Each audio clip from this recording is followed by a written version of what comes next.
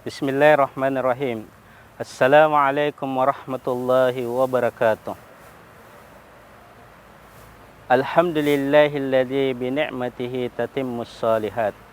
Asyhadu an la ilaha illallah wahdahu la syarikalah wa asyhadu anna Muhammadan abduhu wa rasuluh. Allahumma salli ala Muhammad wa ala alihi wa ashabi ajmain, amma ba'd. Pemirsa Net TV Sulawesi Selatan yang insyaallah dirahmati dan dimuliakan oleh Allah Subhanahu wa taala. Alhamdulillah, marilah kita senantiasa memanjatkan puji dan syukur kehadirat Allah Subhanahu wa taala. Karena pada kesempatan kali ini kita kembali dalam acara Oase Net TV. Mudah-mudahan bernilai ibadah di sisi Allah Subhanahu wa taala. Salam dan salawat semoga tetap tercurah kepada Nabiullah Muhammad sallallahu alaihi wasallam, nabi yang diutus oleh Allah Subhanahu wa taala sebagai rahmatan lil alamin, sebagai uswatun hasanah, contoh teladan dalam kehidupan kita. Para pemirsa yang insyaallah dirahmati dan dimuliakan oleh Allah Subhanahu wa taala. Pada kesempatan ini, pada acara Oase Net TV, kita akan membahas tentang kunci kebahagiaan hidup di dunia ini. Kebahagiaan adalah sesuatu yang dicari oleh manusia. Setiap manusia tentu menginginkan hidup bahagia di dunia ini dan nanti pada hari kiamat. Banyak orang yang beranggapan bahwa kebahagiaan itu dilihat dari banyaknya harta yang dimiliki oleh seseorang, banyaknya mobil, kemudian tinggi pangkat dan jabatannya. Namun semua ini bukan bisa menjamin kebahagiaan hidup di dunia ini.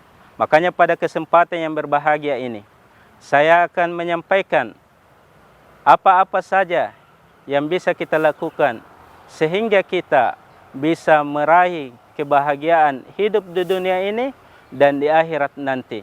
Dan ini menjadi kunci kebahagiaan seorang muslim dalam kehidupan sehari-harinya. Para pemirsa Net TV yang insyaallah dirahmati dan dimuliakan oleh Allah Subhanahu wa taala. Pertama yang harus kita lakukan adalah beriman dan beramal saleh. Allah Subhanahu wa taala telah menjanjikan kepada kita ketika kita beriman kepada Allah dan mengerjakan amalan soleh di dunia ini, maka Allah Subhanahu wa taala akan memberikan kehidupan yang baik di dunia ini dan di akhirat nanti. Allah Subhanahu wa taala berfirman, "Man amila sholihan min zakarin aw unsa wa huwa mu'min."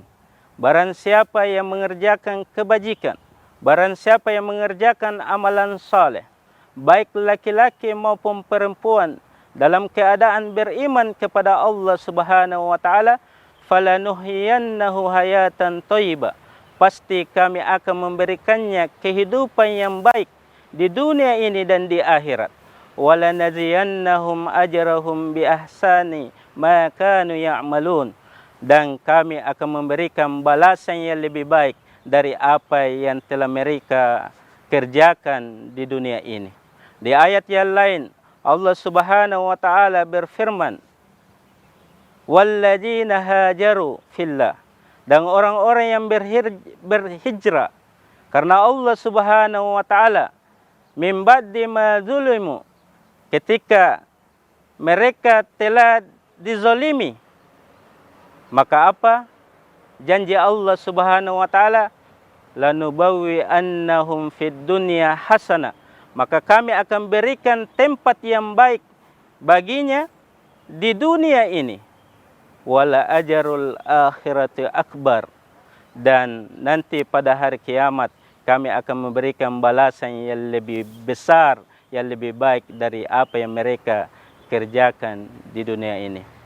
Pemirsa Net TV dimanapun berada yang insyaallah dirahmati dan dimuliakan oleh Allah Subhanahu wa taala. Kemudian kunci kebahagiaan yang kedua adalah menuntut ilmu. Tentu ini adalah salah satu kewajiban kita seorang muslim, bagaimana kita bisa memiliki ilmu. Dan salah satu yang wajib kita miliki adalah ilmu syar'i.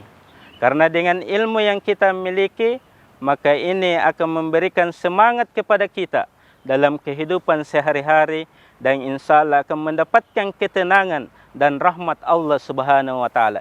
Ini adalah janji Nabi kita Muhammad sallallahu alaihi wasallam dalam sebuah hadis, "Ma ijtama'a qaumun fi baitin min buyutillah."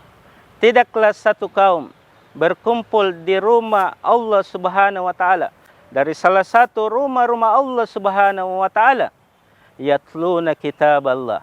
Mereka membaca Al-Qur'an, membaca kitab Allah Subhanahu wa taala, wa tadarasunahum bainahum, dan mereka saling mempelajari, saling mengajarkan apa dalam Al-Qur'an. Apa jaminan Rasulullah sallallahu alaihi wasallam? Illa nazalat alaihimus sakinah, maka akan turun baginya as-sakinah, ketenangan jiwa. Wa ghasiyatuhumur rahmah, dan akan diliputi rahmat. Wa afathumul malaika, dan akan dikelilingi oleh para malaikat. Wa dzakarahumullahu fima inda, dan Allah Subhanahu wa taala akan menyebut namanya di hadapan para malaikatnya. Dan ini adalah salah satu keutamaan yang diberikan oleh Allah Subhanahu wa taala kepada para penuntut ilmu. Dan tentu dengan ilmu ini, maka insya Allah kita bisa meraih hidup bahagia di dunia ini.